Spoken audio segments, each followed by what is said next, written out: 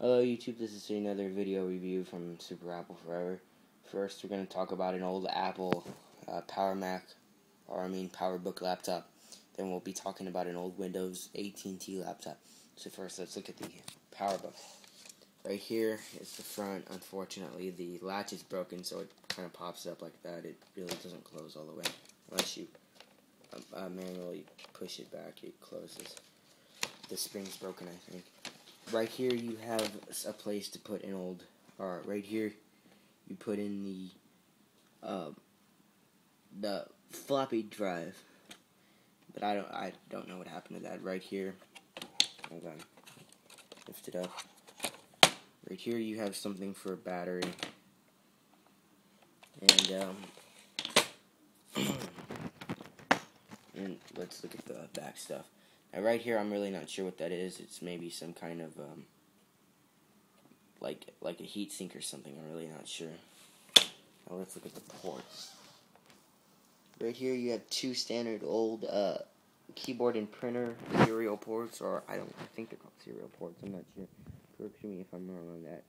They're to connect mouse, keyboard, mostly mouse, printer, things like that. Right here, you have something else. That's a pretty big cable. I think it's either for an external CD drive or an external hard drive or something like that. Right here you have a headphone jack and a microphone jack, or maybe there's a built-in microphone. Maybe it's a video in, I'm not sure. Right here, I think it has a built-in microphone. Right here you have another port. I think that's for external stuff too, so maybe one of these is for an external CD drive and the other one's for an external hard drive. I'm really not sure. If you know, please leave it in the comments. I'd appreciate it if you could. It'd be pretty interesting. Let's look on the bottom. Right here it says PowerBook 5300 series. It doesn't have a year on it, unfortunately, but it's about from 1996, 1995, or maybe no, not 9. It's about 95 or 96. So it used to belong to a school. I don't know if you can see that. My grandma got it for me. There were actually two of them, but one of them broke and it died out. Right here, it has a pretty good. I don't know. Sorry, I didn't tell you guys this. It doesn't work. Well, it does work. It does work, but I don't have the power adapter to turn it on. If you guys ever had one of these or something similar to this, the charger broke, and they broke real easily. So I had two of them, and two of them broke. So they don't. So I'm sure it still works. It's just missing the floppy drive and the battery, but I'm sure it still works. I just don't have the power adapter. Okay, so here it has the old Apple logo. This is Macintosh. There's the one speaker. I think it has a microphone on it. PowerBook 5300cs. So right here you have the trackpad. Now this is a real tiny trackpad. Real tiny. There's my thumb. There's a comparison. This is real little. I'm sure it was a pretty big size back then, but I mean, if you look at like your MacBooks and MacBook Pros and things like that, you look at the size of the trackpad on those, and you look at the size of this. This is pretty tiny. It is a good trackpad though. It has a good feel to it. The plastic, the hand rests have good feels to it. The keyboard feels pretty good. I like the keyboard on here. I used to use this laptop when I was real little, maybe like 5 and 6. So it's got a good looking. It's a good keyboard. Another interesting thing is with old Macs, you would press this to turn it on. There was no power switch. It was on the keyboard. Right here you have the PowerPC logo. Right here you have. It's kind of dirty. Right here you have your brightness and your contrast, I think.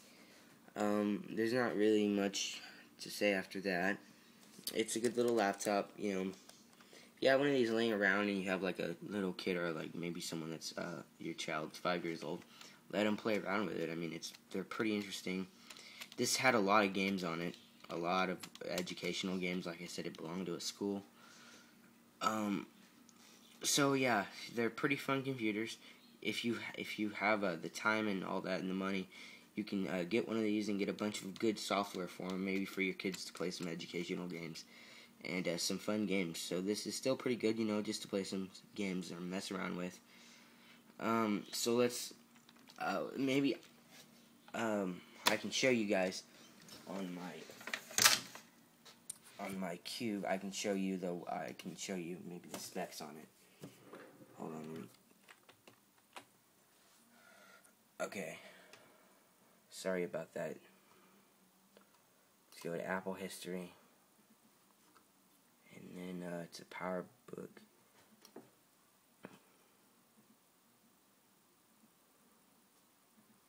Sorry about the lines on the screen. Okay. CS right here. It had. Okay, let me focus in on this. I think mine had 8 point something.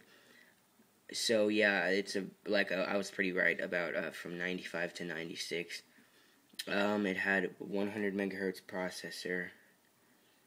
All that. I guess if you want to read this, you can pause the video. 64 megs of RAM.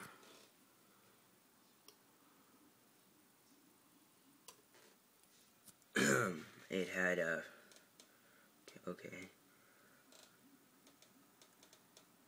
10.4-inch screen and a 700 megabyte hard drive. Now back then that was a pretty big hard drive. They were just getting into 1 gig hard drives, and that was pretty big. Think about it now, you have 1-2 terabytes on an iMac. Okay, it says introduced in August 1995, the PowerBook 5300 series was the first PC PowerBook to first include sleep-away drive bay, available 4 screen configurations and 2 RAM/hard drive configurations. Many 5300s shipped DOA. This was Apple's main cause of reputation in faulty products in the mid-90s. And IR transceiver for networking was also included. The 100 megahertz, which is the one I have, with a dual screen color, sold for $2,900 with a 8 megabytes of RAM and a 50 meg hard drive. That's pretty interesting for that.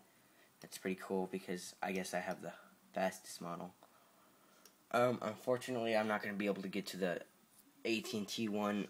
I only have 2 minutes left because I'm doing this on my iPhone, so I can't put too much of a long video on there.